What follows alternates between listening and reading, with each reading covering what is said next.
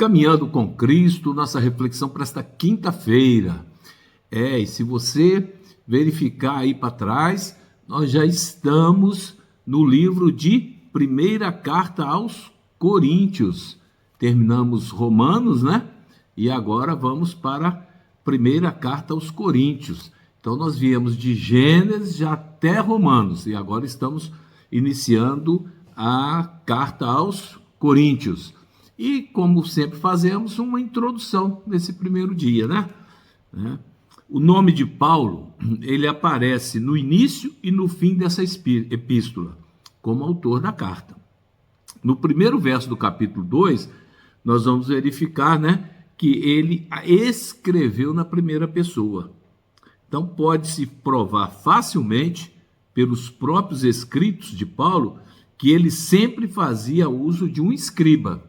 Paulo sempre fazia uso de um escriba.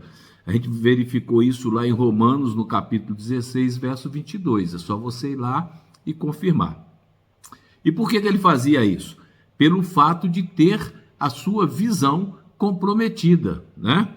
A gente consegue, e vamos verificar isso lá em Gálatas, quando estudarmos Gálatas, no capítulo 4 a gente verifica isso, no capítulo 6 também verificamos isso, e também em 2 Tessalonicenses, no capítulo 3, né?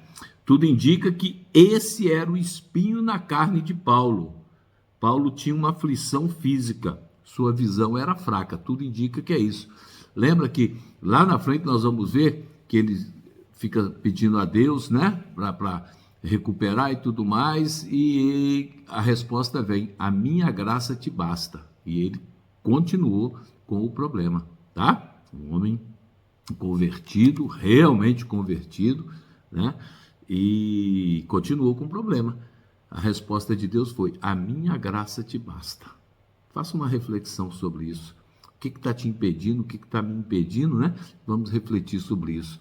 Será que não estamos tendo tanta graça, tanta misericórdia de Deus, que às vezes ficamos nos pegando, nos prendendo a pequenos problemas cotidianos, circunstâncias, e esquecemos da graça de Deus em nossa vida?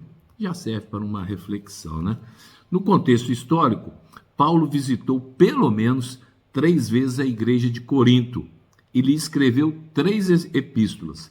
A primeira, não se sabe por qual razão, não está no cânon, não está na Bíblia. Isso é chute? Não, está lá em 1 Coríntios, no capítulo 5, verso 9, fala isso. Referindo-se a esta carta que não é mencionada, né, há uma citação de uma profetisa que diz: Paulo havia escrito brevemente à igreja, admoestando-os a não se misturarem com os membros que persistirem na perversidade. Estava recomendando nessa oportunidade que, olha, tentou mostrar a verdade, buscou, entendeu, e a pessoa não quer, se afasta, né? Não tem muito o que fazer. Paulo fundou a igreja de Corinto durante a sua segunda viagem missionária. Consta aí em 49 e 52, nesse período depois de Cristo. Ali ele permaneceu 1 ano e meio, conforme contém. Por que 1 ano e meio? Porque está falando lá no livro de Atos, no capítulo 18, verso 11. Não tem chute. Está lá as datas, está falando, né?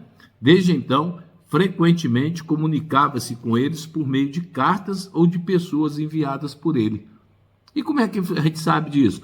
Porque na segunda carta aos Coríntios, no capítulo 12, é mencionado isso, tá? A primeira carta aos Coríntios, essa que nós vamos começar a estudar, no entanto, saiu das mãos de Paulo quando este estava na cidade de Éfeso. Como é que sabemos disso? Nós vamos ver no capítulo 16 dessa primeira carta aos Coríntios, tá? A primeira epístola do apóstolo Paulo à igreja de Corinto foi escrita durante a última parte de sua permanência em Éfeso. Está lá tudo mencionado, tá? Então, só para motivação, né, e é um introito, o apóstolo escreveu à igreja de Corinto uma das mais ricas, mais instrutivas e mais poderosas de todas as suas cartas. Vale a pena você estudar? Lógico que vale. Vale a pena eu estudar? Lógico que vale. A primeira epístola do apóstolo Paulo à igreja de Corinto foi escrita durante a última parte de sua permanência em Éfeso. Já li, já falei para vocês aí. Não sentia ele por quaisquer outros crentes mais profundo interesse, nem dedicava mais incansável esforço que pelos crentes de Corinto.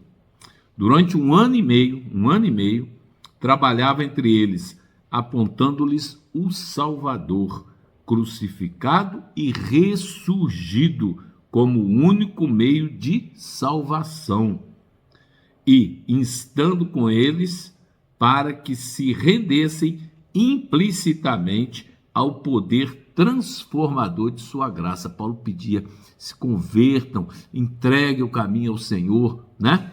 Para você ter aí e receber, né, a graça de Cristo, né?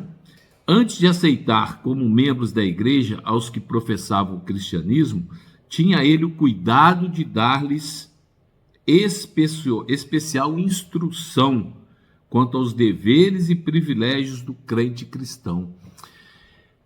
Eu tenho que aceitar Cristo, né? O cristão, eu aceito a Cristo como único e suficiente Salvador, né? Pronto, acabou, né? Ok, somos salvos pela graça, também está claro isso, não é por obras, não preciso fazer obra nenhuma. Pô, mas não vou fazer? Olha, se eu tenho conhecimento, tenho poder, tenho capacidade, a palavra do Senhor me impõe isso, eu devo fazer, né? Boas obras, praticar boas obras. O cristão faz isso, mas não somos salvos por obras. Não somos, só faço boa obra. Não é isso que te salva não, tá? Então, são coisas distintas, né?